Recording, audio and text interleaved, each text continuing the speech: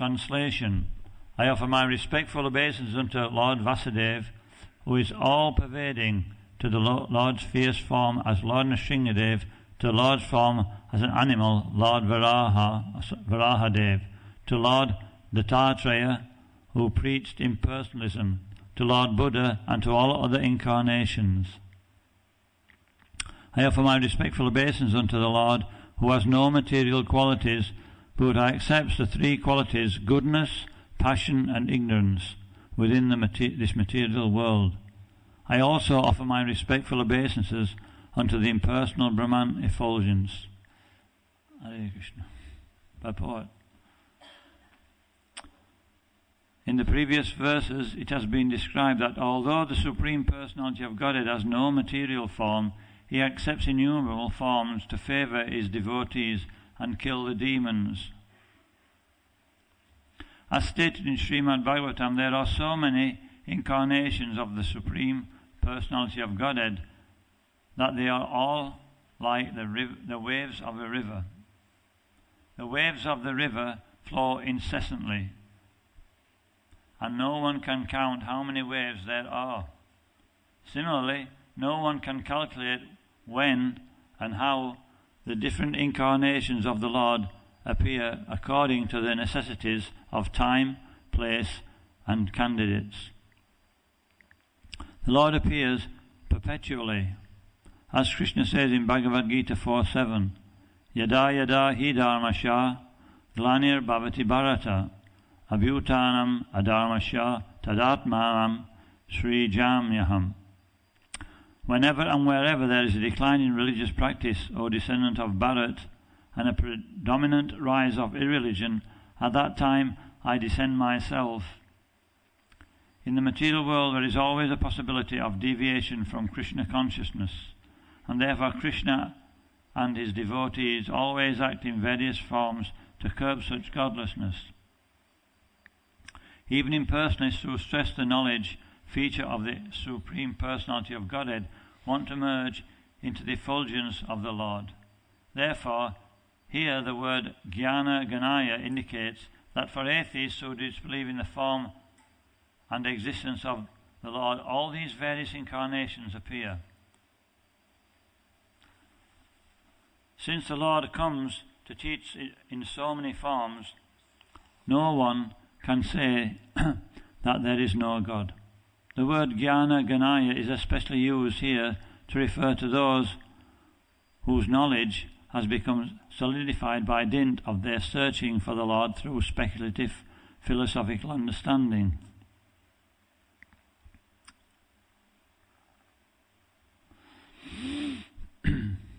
Superficial knowledge is useless for understanding the Supreme Personality of Godhead, but when one's knowledge becomes extremely intense and deep, one understands Vasudeva.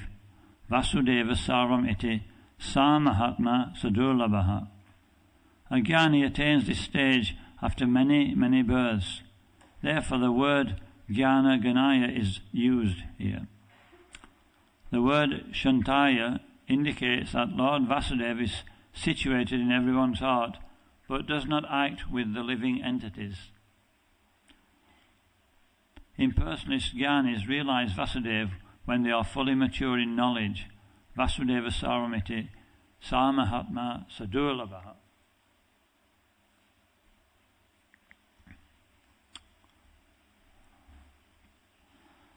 Om Gyantimirandasya Gyananjana Salakaya Chakshurunmilitam Jena Tasmai Shri Guruve Namaha.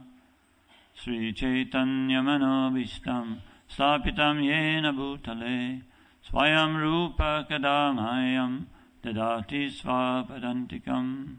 Vandeham Shri Guru Sri Yuta Padakamalam Shri Gurun Vaishnavamscha Shri Rupam Sagrajatam Sahagana Raghunatham Vitam Tam Sajivam Sadvaitam Savadutam Parijana Sahitam Krishna Chaitanya Devam Shri Radha Krishna Padam Sahagana Lalita Shri Vishakan Vitam Scha.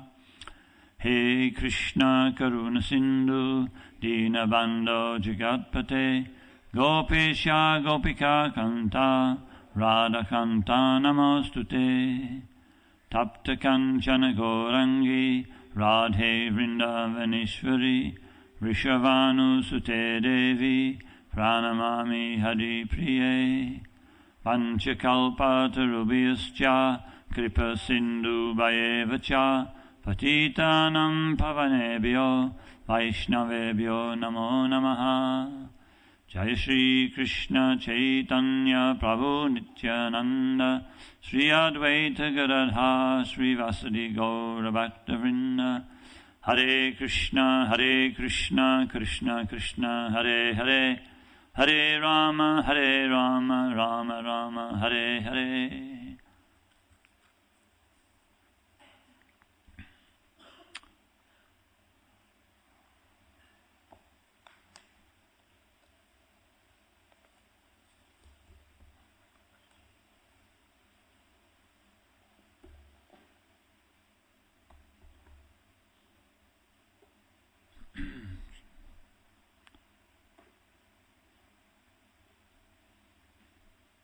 So we'll find in the Srimad Bhagavatam that many things are repeated many times. Like in these last few verses, the same points are being made over and over again. But actually the Shastras and Prabhupada explained that this is not a fault. This is actually what they call ornament. That when something's very important, it's actually repeated. When we say something important to somebody, we say it more than once, isn't it? If we think it's important anyway, they may not think so. But when we think something's important, we'll actually emphasize it. And somebody will say, why does he keep repeating this? And so the Shastras and the authors and writers of the Shastras are repeating because it's very important. Like in 8 and 9 it said, the Supreme Personality of Godhead has no material activities, name, form, qualities or faults. It's making this point that the Lord is not like us. Atmanam manyate jagat. This means that everybody can only understand the sphere of his own activities and the workings of his own mind. He cannot understand that of somebody else. And so when we try to understand the Supreme Personality of Godhead, the same thing applies. That we tend to think he's like us. And that's a big problem. If he's like us, we're in big trouble. Unless we're a pure devotee, of course. If he's like, well, I should say, I don't know about everybody else, but if he's like me, then we're all in big trouble. Because, we are conditioned. Krishna's not conditioned. People approach God in many different ways. They approach him, they try to treat him as an order supplier. This is a kind of friendship given in the Shastras, a friendship of Maitra, or this Bandhu. Krishna's called Dina Bandhu, is a well-wisher of all living entities. But that type of friendship is business. So if we are approaching Krishna for something, we'll never be able to trust Krishna. Because we are businessmen. How can we trust another businessman? Then if we're approaching Krishna, we may have a deeper relationship, which means like Maitra. This is like family or social friendship. We've gone above the official platform to social. And then in this situation, this type of friendship is limited. Because even in families there's big squabbles. Even in the great empires we find that the king is dethroned or killed by his own son. So this type of friendship is not really very beneficial in devotional service. And then there's another type of friendship which is what we're actually aspiring for, what's desired. What's that kind of friendship? That Krishna's Surit is in the heart. This point is being made here in many verses before this and the verses after, that Krishna's in the heart. And to understand and appreciate that is actually very helpful for our devotional service. He says that when we renounce, then we should live in the forest, but we shouldn't be afraid. because we realize that Krishna's in the heart. In the forest there's many fierce animals, fierce human beings probably as well. And we have to we have to understand that actually Krishna's in my heart and he's in their heart as well. And so he can guide them. And this was this platform of Haridas Thakur. He used to live in the cave. And when people came to see him, they wouldn't come at one point. They warned him. They said, there's a huge python in there, or a huge snake, a dangerous snake. And so Haridas Thakur thought, well, I'll not bother the snake. He was here before me, so I'll go somewhere else. But then, why? Because Krishna's in the heart.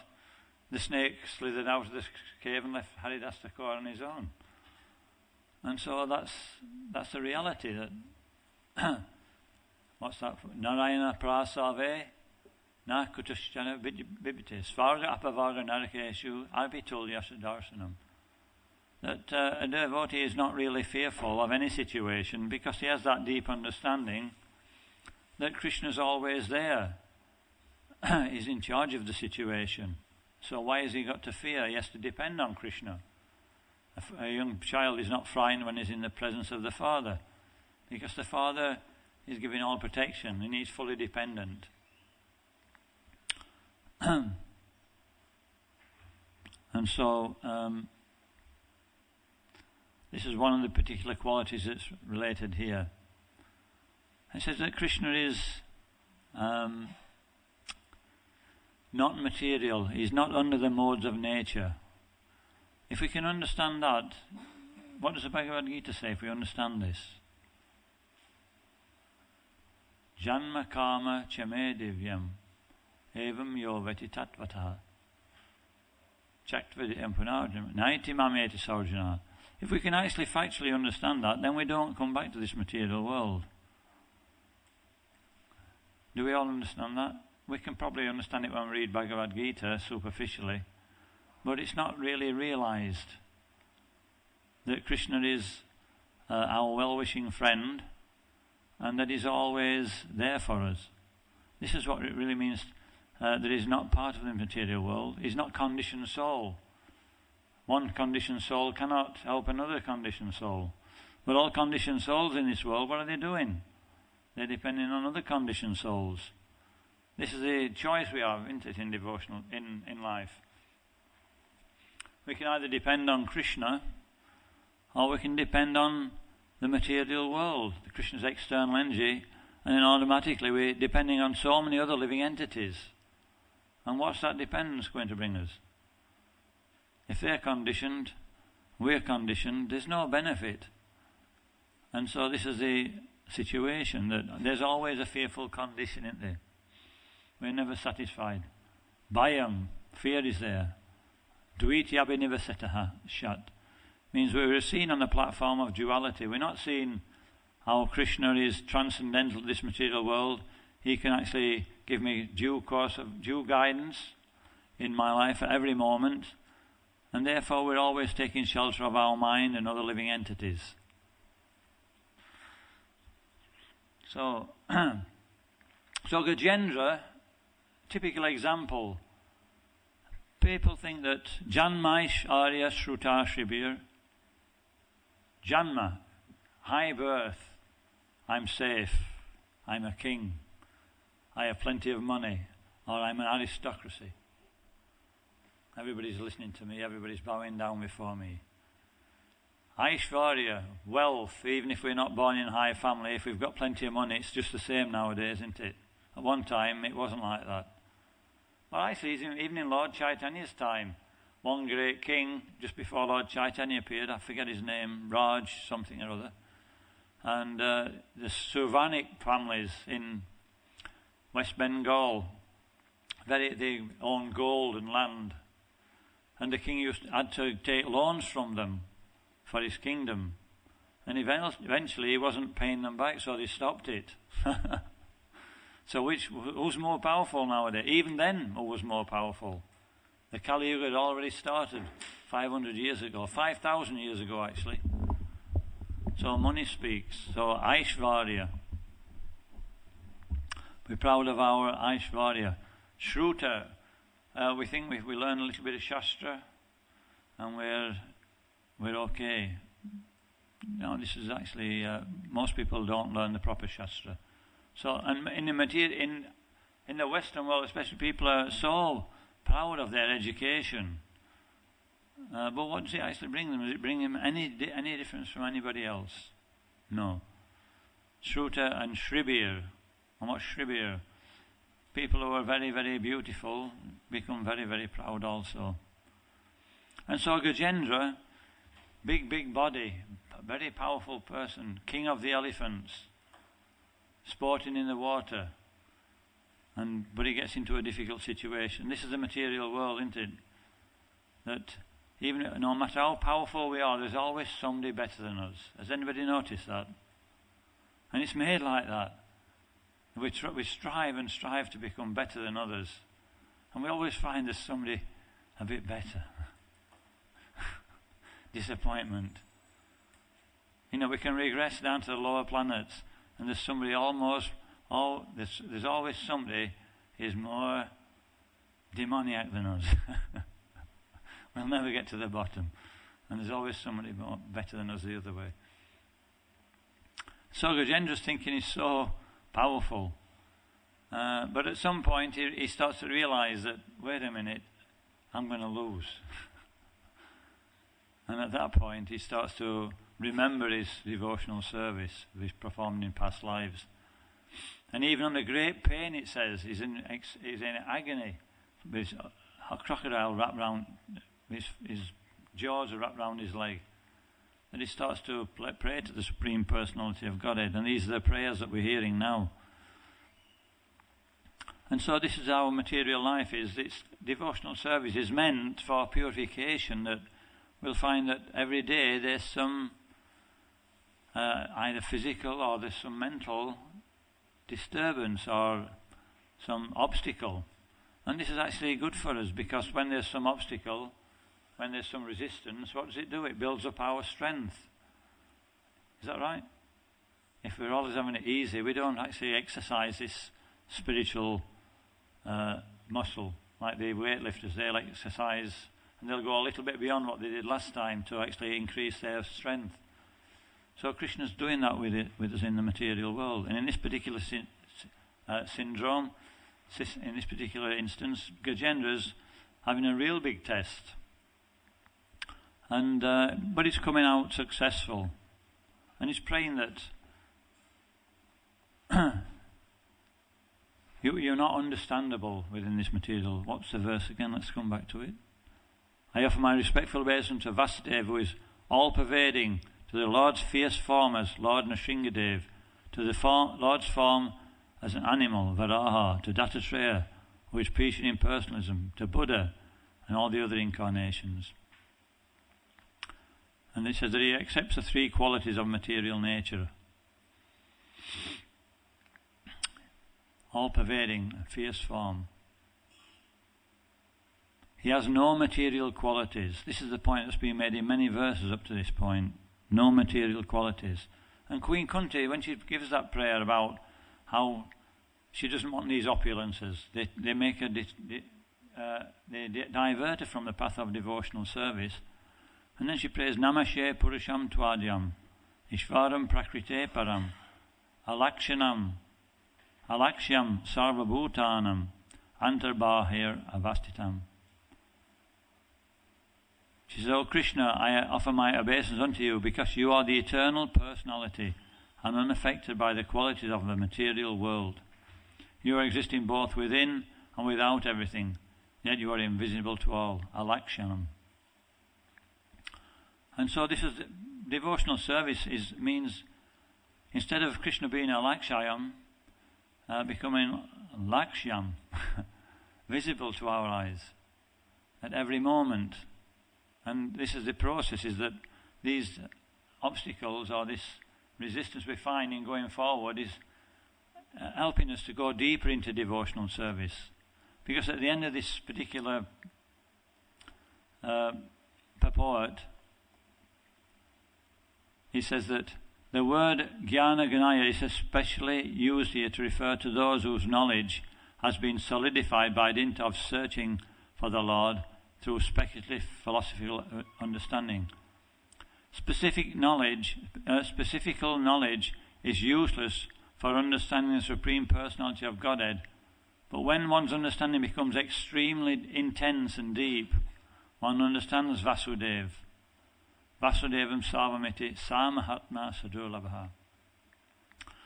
So we can philosophically understand, we can hear, and we can read, but it's not really so helpful. Many people are scholars, but they don't understand Krishna. Many people, Prabhupada said, I'm not really a scholar compared to a lot of people who I associated with and in India. He says, they know much more philosophy than I do. Well, externally at least. So it's not really helpful. So what we do know, Prabhupada said, we're distributing these books at this time of year, and he says that to encourage the devotees to distribute them, he said that if they just touch this book, read one word, read one paragraph, read one line, even read one word, they just touch the book, they get so much benefit. Because all the verses in the Srimad Bhagavatam and Bhagavad Gita are full of deep meaning. If we understand one properly in depth, then we'll understand Krishna. And so it's not just superficial. So the Lord appears in these different forms it next mentions. Janma Karma Cha Vishvatma. Then we recognize this verse. Janma Karma Cha Vishvatma. Ajaksha Kotur Atmanaha. Tiryan Rishu Yadishu Tad Ajanta Vidambanam. So this is Queen Kunti praying again, very important prayers. He says that, of course it is bewildering, O soul of the universe, that you work though you are inactive, and that you take birth though you are the vital force and unborn. You yourself descend amongst animals, men, sages and aquatics. Verily this is bewildering. And so Krishna remains in that position to the non-devotees, and also to those who are not serious. He said, I'm never manifest to the foolish and unintelligent. What's that verse? Anybody remember? Hey? Avagananti Mamana. Yeah, Avagananti Mamana. No, that's fools deride me, that one.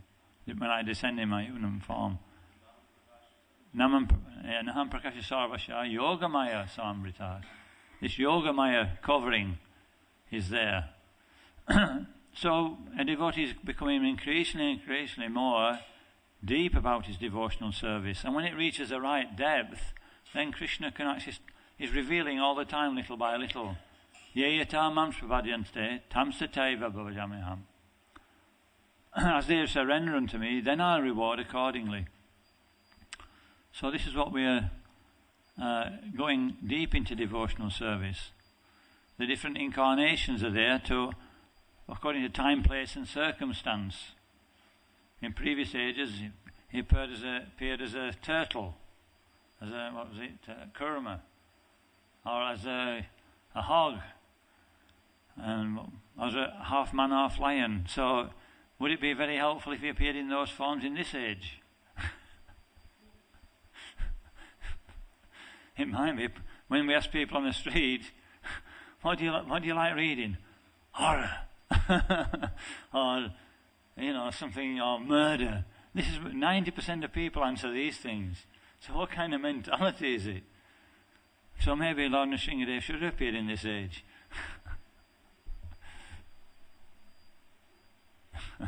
But Lord appears as Lord Chaitanya Mahaprabhu. And what's his weapon? It was said the other day. His beauty. He's very attractive.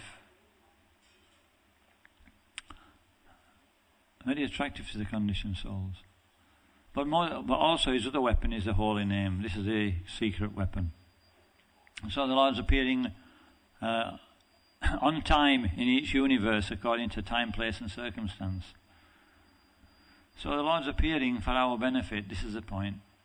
And so we have to. So the whole point of devotional service is to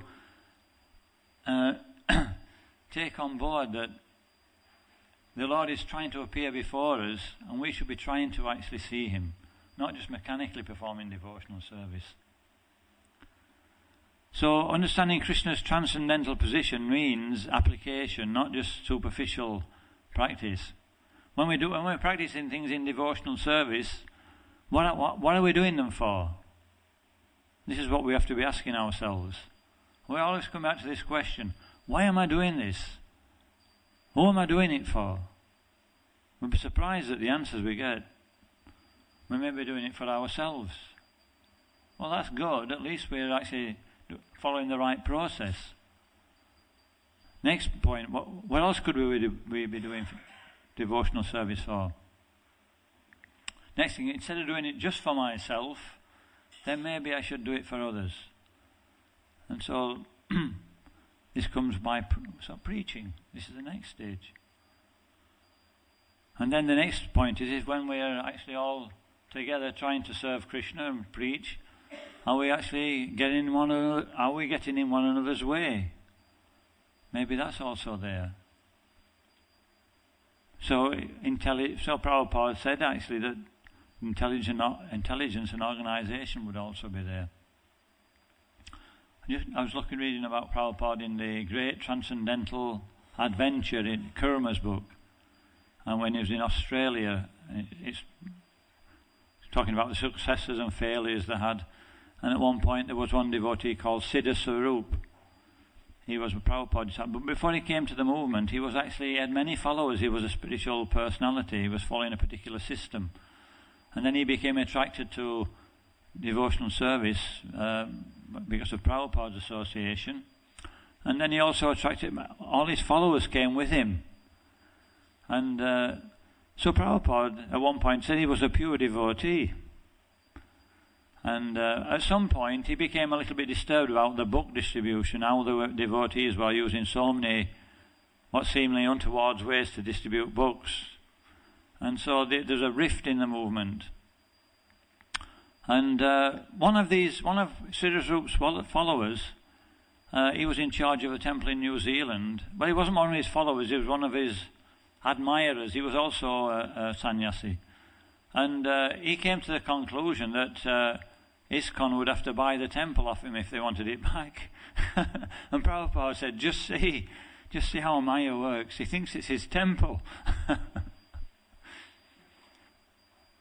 And so we can see how Maya works amongst devotees to create dissension. Queen Kunti also plays about dissension is due to the material concept of life.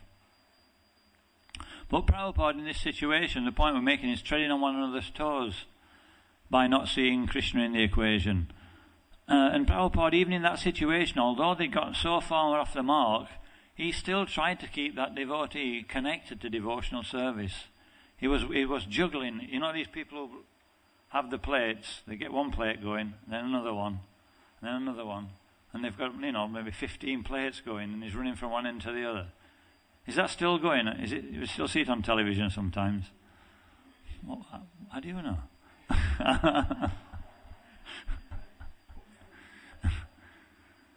So Prabhupada was like that. He was trying to keep everybody engaged. But the tendency is, just understanding Prabhupada's mood, we could actually also have the same attitude. Because sometimes a devotee does oceans and oceans of service, he does one thing wrong, and that's it.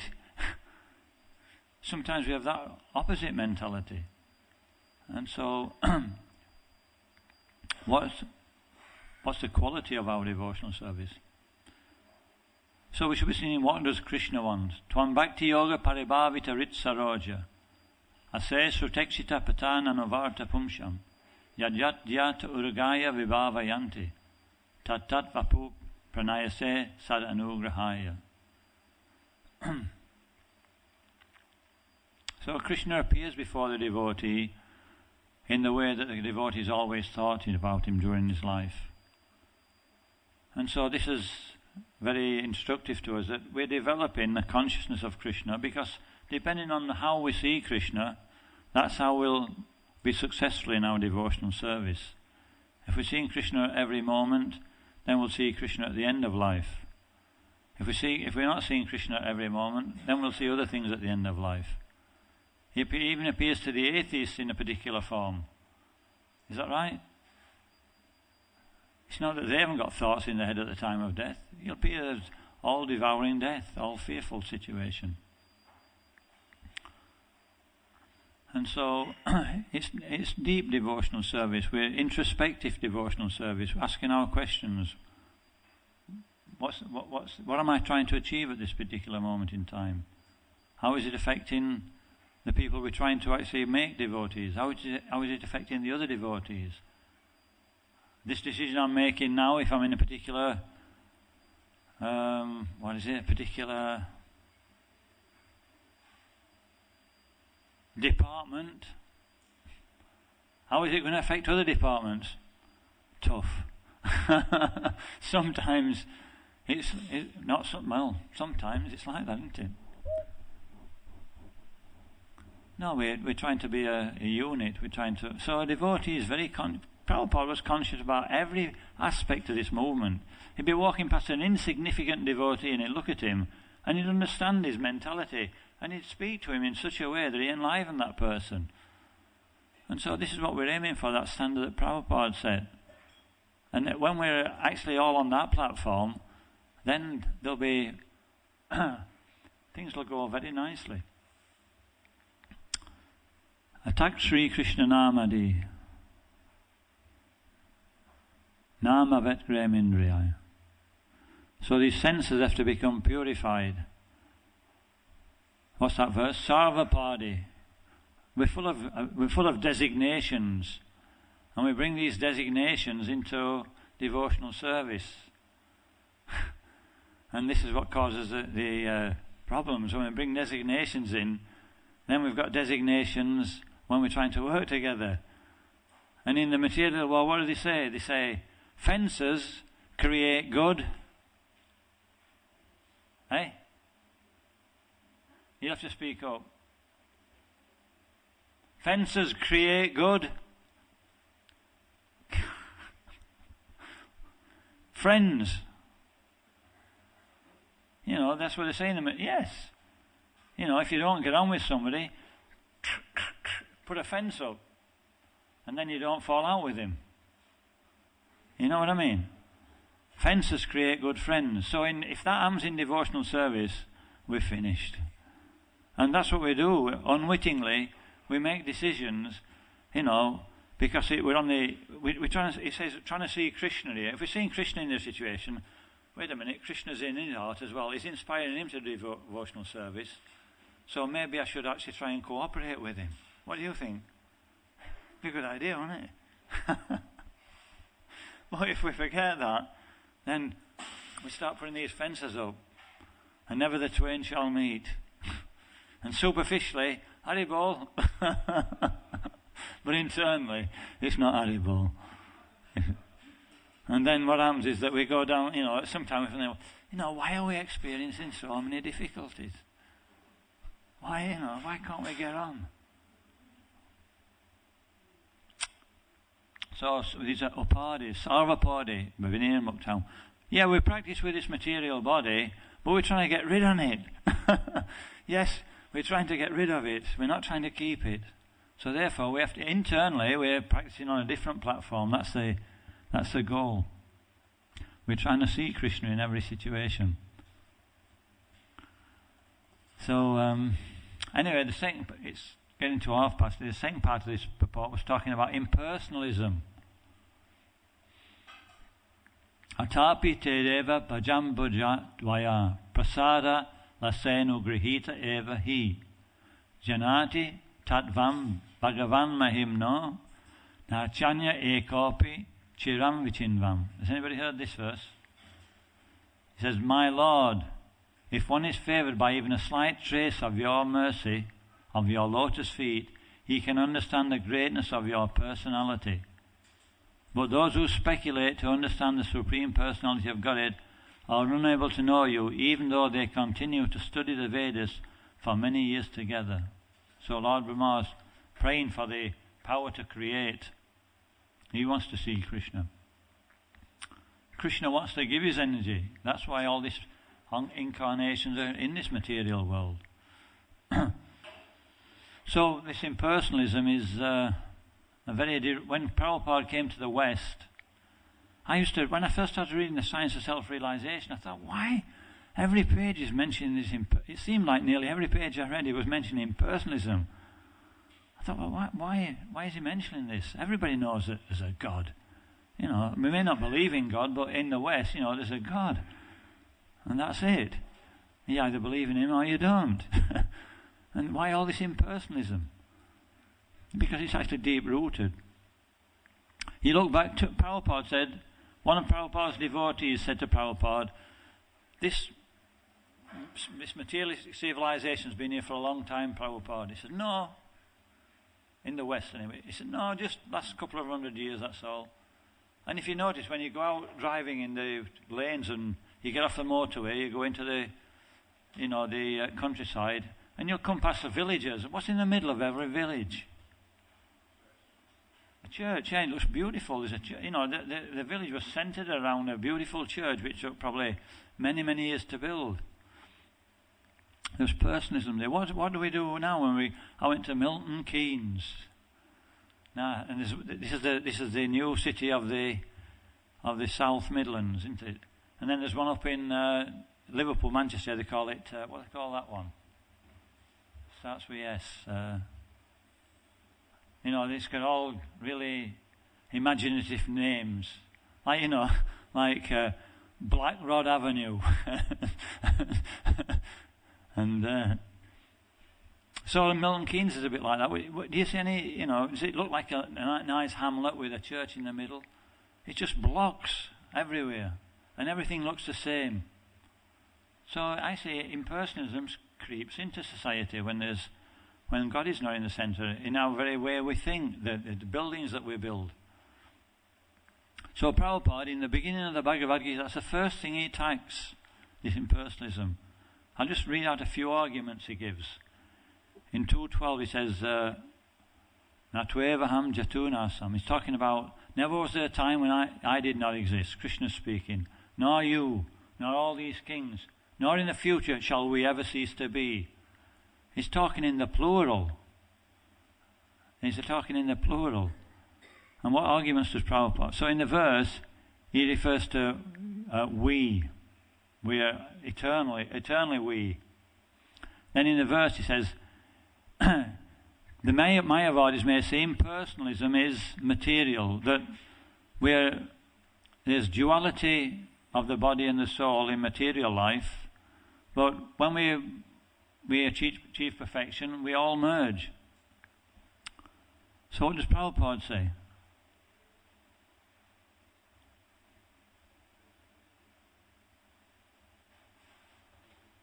Prabhupada, it's in 13 actually. What does he say? He says that later in the Bhagavad Gita, later on anyway, I can't remember the verse, 2:23, he says that the soul cannot be cut. And it's eternal. So eternally, it's been an individual. So if we're all one in our original constitutional position, right, this is what the Mayavadis say, how have we become many? Makes sense, doesn't it? And then in 2.12 he says that how do we know Krishna's individuality? Krishna's saying I and you. He's making a distinction. If Krishna is also just impersonal, how is he remaining an individual?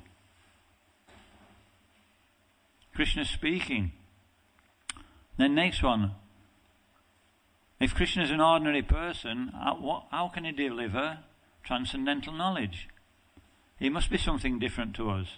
If somebody's conditioned, he can't help. Somebody who's bound cannot help somebody else who's bound. So Krishna has to be free. Otherwise, why are the Mayavadis reading Bhagavad Gita? that make sense? Why are they listening to Krishna if he's actually just a conditioned soul? He can't help them. And then the last one is convention on the body. Same thing again, that it only applies to this material body, that we are in duality. But then, previous to this, asochanan vasochastvam, prajna vādnucha bhasase. Krishna immediately started to reply to Arjuna when Arjuna surrendered. He says, "You're a fool." He said, "You're putting emphasis on the body. The emphasis should be on the soul. The body's temporary. It's of no consequence." So if the Mayavadis start talking about duality on the bodily concept, then that's also false.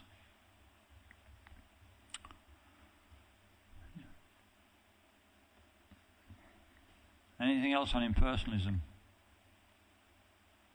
Krishna does not manifest to the foolish and unintelligent. Foolish and unintelligent cannot understand that Krishna had a form before, and he's got a form in the material world.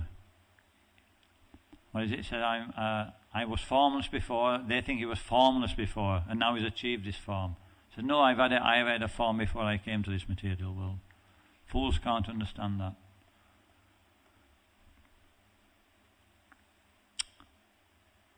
So last point is super soul realization again. Yomam pashyati sarvatra. Anyway, I'll not go through the Sanskrit. It says, one who sees me everywhere and sees everything in me, then I am never lost to him and he is never lost to me. So we're learning to see Krishna at every moment. And this is why Krishna appears. Yada yada hi dharmasya granir bhavati bhatita abhutanam adharmasya tadatmajam srijamyaham. So, what's that verse? In that we should fix it.